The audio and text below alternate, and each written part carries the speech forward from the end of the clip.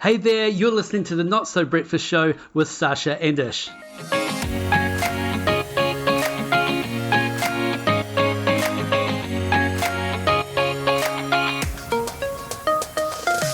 Alright, welcome to the Not So Breakfast Show today, and this is the one about the 5 things that could be limiting or holding you back in your career. We want to discuss them, put them on your radar and see if they resonate with you. Plus at the end we're going to be talking about the movie Don't Look Up, and spoiler alert, we are going to talk about the end, so if you haven't seen the movie, don't listen. Actually, that's a little bit ironic. Also, I'm pretty sure Sasha's examples are getting weirder and weirder. Are you hairy chicken? Because you do not want to be like this hairy chicken who's just kind of flapping around squawking because you're overdone. Anyway, that's the show. Let's get it.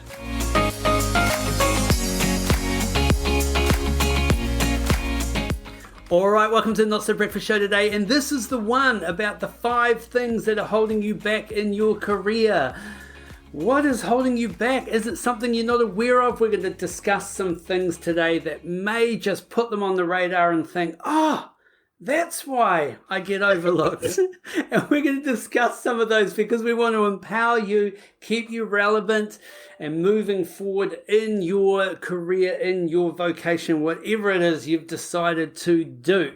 And to discuss that with me today is Sasha Coburn, who has been driving like a boss, flying like a boss all around the country today, literally top to bottom. Yeah, I've had this super weird experience today where I've flown out of Dunedin. And if you've been to Dunedin, you know that it is the bottom of New Zealand, just about, notwithstanding Invercargill and Bluff. And the airport is about, and I'm not exaggerating, 700 kilometres from the town. So I drove out to Dunedin Airport, and then I got in a plane and I flew to Auckland, and then I got in a little car and I drove to Hamilton. And it's the weirdest feeling in New Zealand being on, we've got 3 main islands, but predominantly 2 big islands.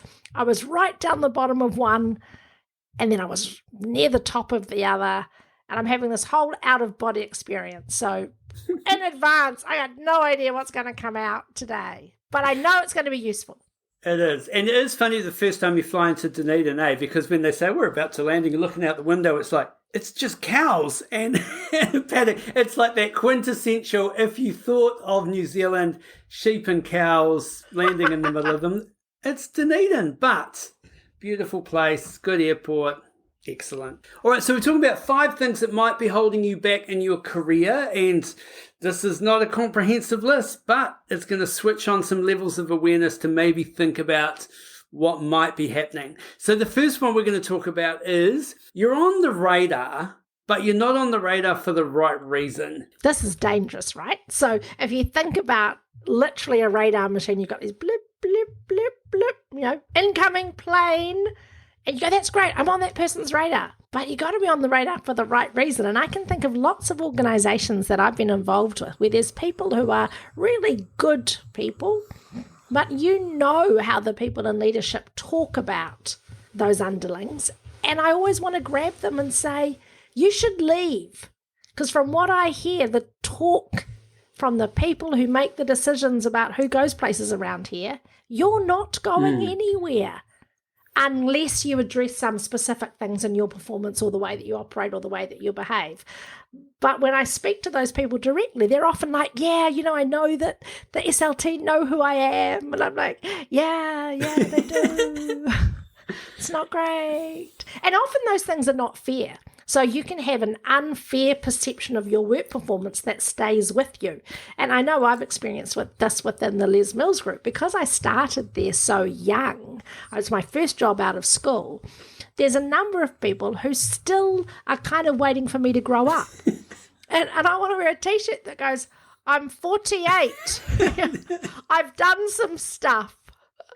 But the perception that they have of you when you first arrive is what sticks. And I know as a leader myself, I've got to be really careful about first impressions because a lot of people in our organisation and coffee culture, they start as young baristas or young cafe assistants. And then, 4 years later, they're applying for a job. And I'll go, yeah, but you're just that kid who now incidentally has gone on and done other things. Or you're that kid that we used to have to be on top of all the time because you didn't work hard enough. And they're on our radar, but for the wrong reasons. I mean, so what can you do? Yeah, well, it's a really hard thing to actually unpack because, one, you may not even realize that you're on the radar for the wrong reason. So you might think, oh, I've done a really good job there. But it could be that actually something else that you've done is overshadowing that. So they're not even seeing that as value. Or you're doing a lot of good work, but it's not being noticed because the people that you want to notice you're not interacting with. So I would say you need to be fairly proactive. And it's not about, going out there and flying your own flag, but it is a little bit about putting your flag up every now and then and saying, did you see that? Or can I get some feedback in this area? Because that's the way we grow. That's the way we start to develop. And if people realize that we are developing and changing, they're more likely to invest in us in the future. Totally. And I reckon it's really useful to think carefully about what your organization values and what is valued in the organization. And I've said the same thing twice, but there's a little bit of a difference. Sometimes what organizations say their value isn't actually what they value. So it's the difference between what's on the wall and actually notice who's getting ahead and what gets rewarded. So I can think of some really great people that I've worked with that they work hard and they will go the extra mile and they'll be there for you. They'll drop everything and help you. But when it comes to their core job, you go, they're average to middling. Yeah. And I think if you're one of those people, you can feel quite put upon when other people are racing ahead because you're like, but I'm here on a Saturday and I'm always doing the heavy lifting. Well, you're doing the busy lifting, but not necessarily the heavy lifting in terms of just consistently delivering on your KPIs or delivering on the things that your colleagues and teammates need in order for your team to be successful. And I think that's a useful reflection going into a new work year, is to say, how do I nail my job and get on the radar for nailing that consistently? And that will take understanding exactly what your job is and maybe going back to that position description and rereading it, because I think sometimes our roles sometimes evolve over time and sometimes end up encompassing other things that keep us, to your point, busy, but may not be what we actually need to be doing. And that relates to something else we're going to talk about in a little bit. And one thing you can immediately do is just check in and get that clarity. Sit down with the people who you report to and say, if you were going to rate me 10 out of 10 at the end of this year, what would I need to have done? And just set out to do that.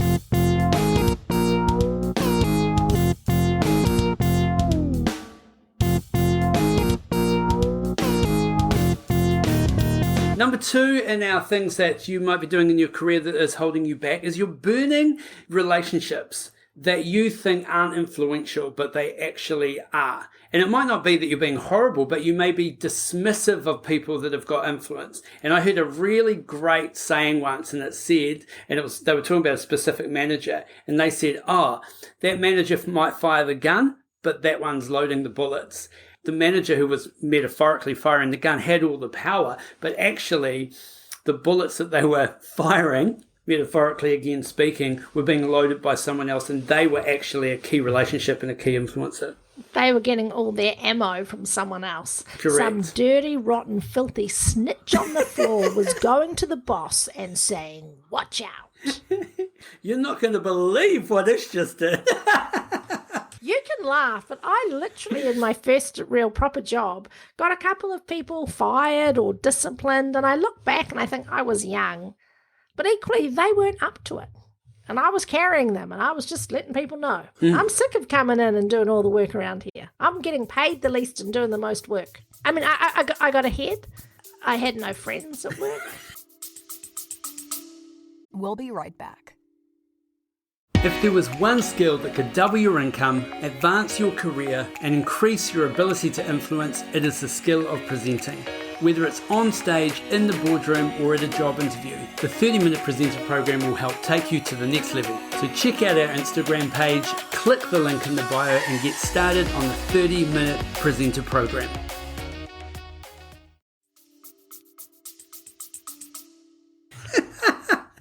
Well, but sometimes we get frustrated, don't we? And we kind of maybe earlier on in our career aren't quite sure how to channel that, and maybe it comes out wrong, or we burn a relationship that we just think, well, you're not going to get anywhere, and then lo and behold, here comes the person back again in a senior position or in another role. I mean, we joke about New Zealand being small, but it is small, but it's also globally small. If you work in an industry, chances are you're going to connect or end up being back in business or relationship with someone.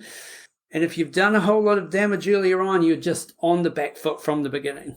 I mean, I like what you said about, it's not just about being horrible to people, because at a fundamental baseline, we want to be respectful and courteous and polite and work well with everybody that we interact with. That's layer one of being a human being, right? Absolutely. But you'd be surprised how many people in work environments don't. So especially when I was younger in my career, being a youngish looking woman, it's not something I suffer from anymore, as I'd be at a meeting and people would assume that I was there to take the notes and make the tea. And often it would be people who would try to sell us stuff. So advertising reps would come in from the radio and, I want to sell you some radio advertising, and could you get me a coffee? I'm like, no, I'm about to decide whether or not I'm going to advertise with you, and I think the answer is no. Yeah. So we're not really talking about that fundamental level, because that's base one. It's really about, I love the word that you use, dismissive. Yeah. So someone will make a suggestion in a meeting and you'll have a subtle eye roll because, what would that person know? And that kind of behaviour can absolutely end up burning you.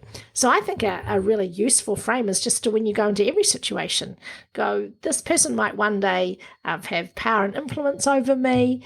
Give everybody the respect as if they were in charge. And you'll actually find that all of your professional relationships flourish on that basis. And that's not because people who are in power want you to suck up.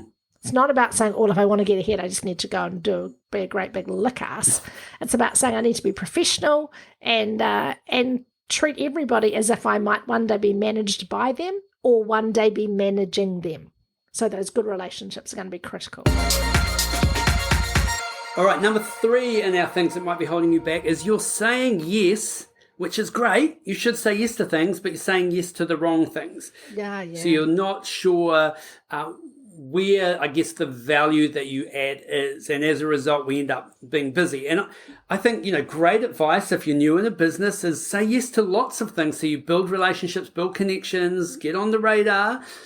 But it does get to a point where you need to be strategic about your yeses and maybe more proactive to saying yes to things, front-footing things, than reactive saying yes to things. And I think it's also about saying a qualified yes. So if you get asked to do something, to be able to say, absolutely, I would love to be a part of that team.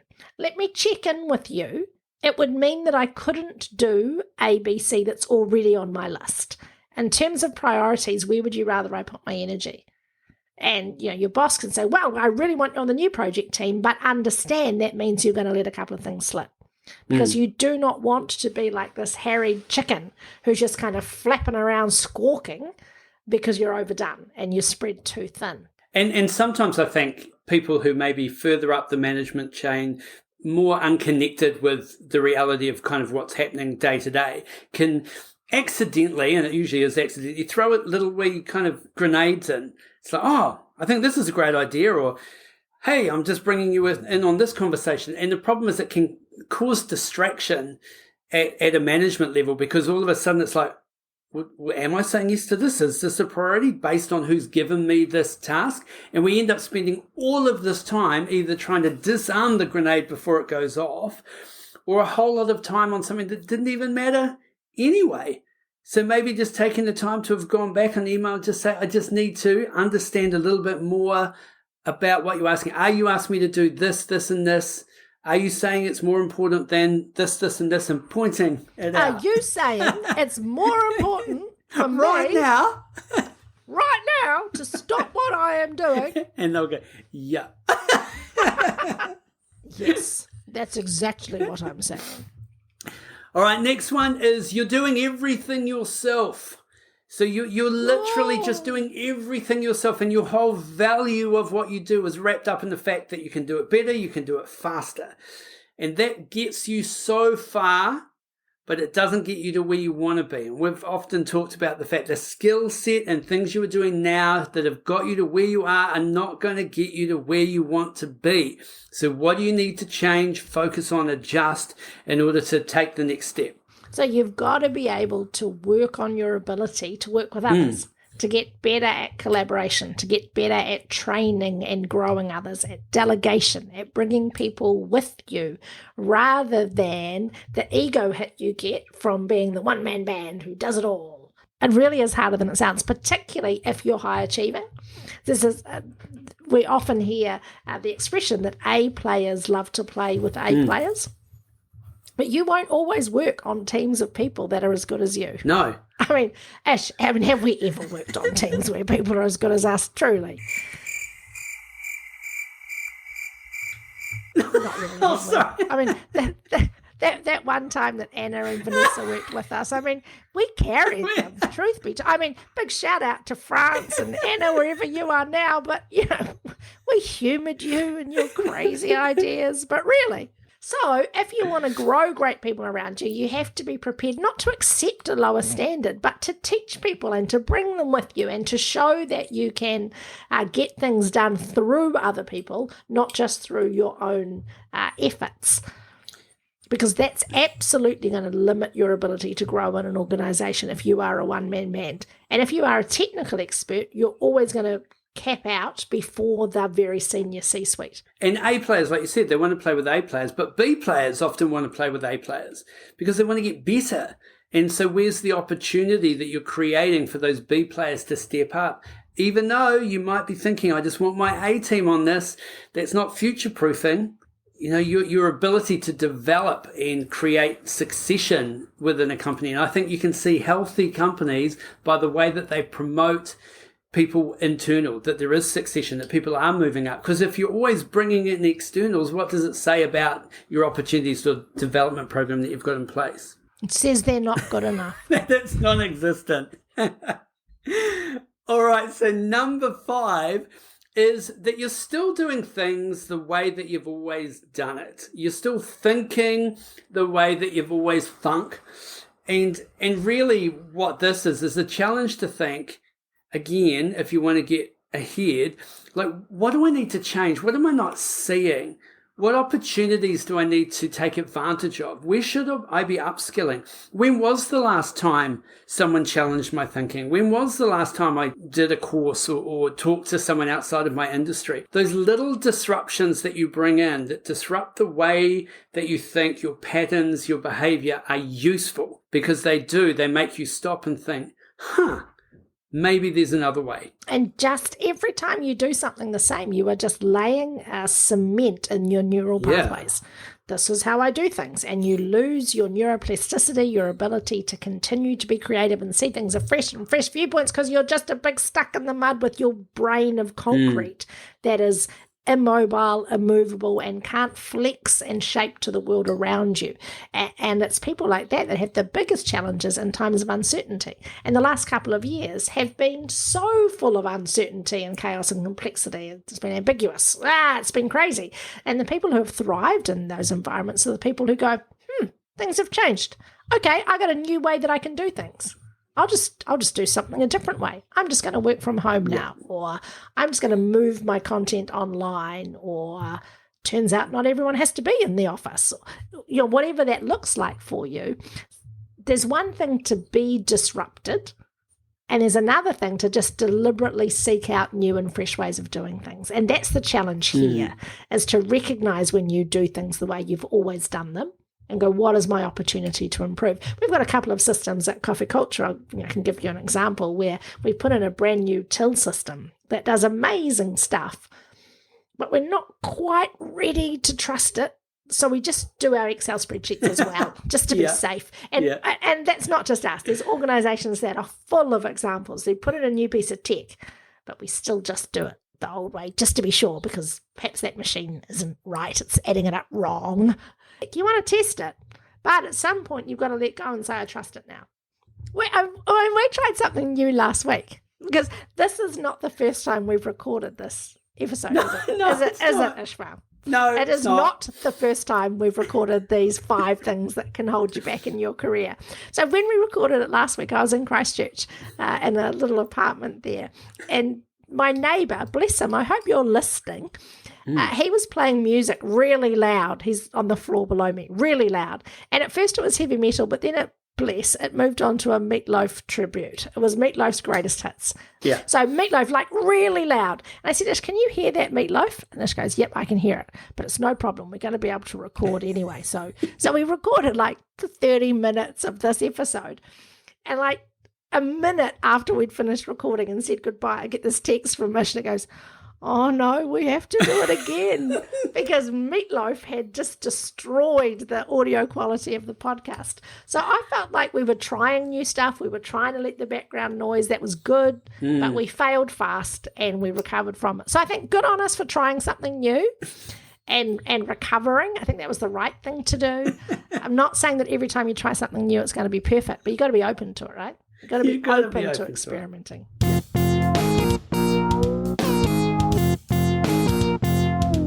All right, so that is 5 things that might just make you think, have I got things in my past, or am I doing things that are just holding back my career? So maybe on the radar for the wrong reason. You should fix that. Maybe you're not aware who's actually got the influence, who's loading the bullets in the background of someone that's firing the gun. Again, we're talking metaphorically there. You're saying yes to the wrong things and you're becoming very, very busy, but how can we become more proactive in that space and not so reactive? You're doing everything yourself. You're not creating any opportunities for those around you because your whole value and worth is wrapped up in your ability to do and deliver. And then you're still doing things the way that you've always done it. You're embedding that concrete in your thinking and you're getting trapped. So reflect on those. Start to think, what could I change? Who could I network with? What do I need to do to position myself to move on in my business or in my industry? And I think the idea around this, we built the 30-minute presenter program. That's partly because we kept seeing people who are presenting the same way they've always presented, and it's not working. And that was a response a bit to that, I suppose, where you go, just be brave enough to look at how you do stuff and think, I need some new tools. I need some new tricks. I need to freshen up and smarten up what I'm doing. Change your wardrobe, change your mindset, change the way you do your boring talks, mate. Don't hold back, Sash. Just say it how it is. So we got an email from Arthur the other day, who we've interviewed on the show before. Number 1 fan. Let's just say number 1 fan. He's such a good dude. We love you, Arthur. And you're doing great stuff, man, putting it out there. So he said, have you seen the movie Don't Look Up? And I have seen that movie. Have you seen that movie? Well, sort of. So we started watching it over the Christmas season, and it's totally my jam, satirical, ironic. Is it about climate change? Is it about COVID? It's so politically astute and fantastic. But I did fall asleep because we started watching it very late and it's very long. And as we know, I snore. And so I got booted off the couch and sent to bed. So I've got to finish watching it, but I have read, I know what happens. And I would like to see the end because I imagine that's quite sad watching the end just play out. I mean, what did you think? Yeah, I mean, I've found it's kind of just really hits home sometimes how people don't want to sometimes accept the reality of the situation. And we do that. Climate change, big, but we do it in small things. Oh, well, if I don't think about it, it just won't happen. If I don't look at it, it's not there. If I don't deal with it, then it'll just go away. Credit card balance. Yeah, absolutely. Yeah. So it is really interesting. And they do make comments about the fact that, people only want to hear positive spins on things, and if you're that way wired, sometimes you naturally will go, oh, well, it won't be that bad. But what if it is? What if it's like the media is right there? It's like right coming at you. You can see it. And the whole media is just saying, well, just don't look at it. Don't look up. Don't look at it. It's not there. But if you don't look up, there is no problem. Maybe I have to go. Spoiler alert, we are going to talk about the ending. Yeah. So doesn't Jonah Hill's mum leave him behind? Yes. So they take off on this rocket to get away from Earth, because they can't do anything. So, it's all over down there. And then they go into like stasis or hibernation for ages.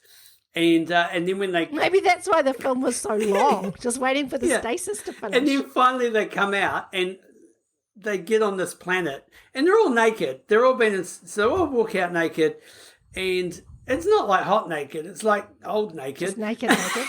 So they walk out, and then there's all these animals there that they think look really peaceful. They just attack them. And do they die from that? Well, one definitely does. So, Okay. So the assumption is there. But isn't it funny? It's just like, they just do the, it's not there, then it's a problem, run away from it, and then you just run into another problem. I'm so therefore, let's just get real about what's happening. Yeah.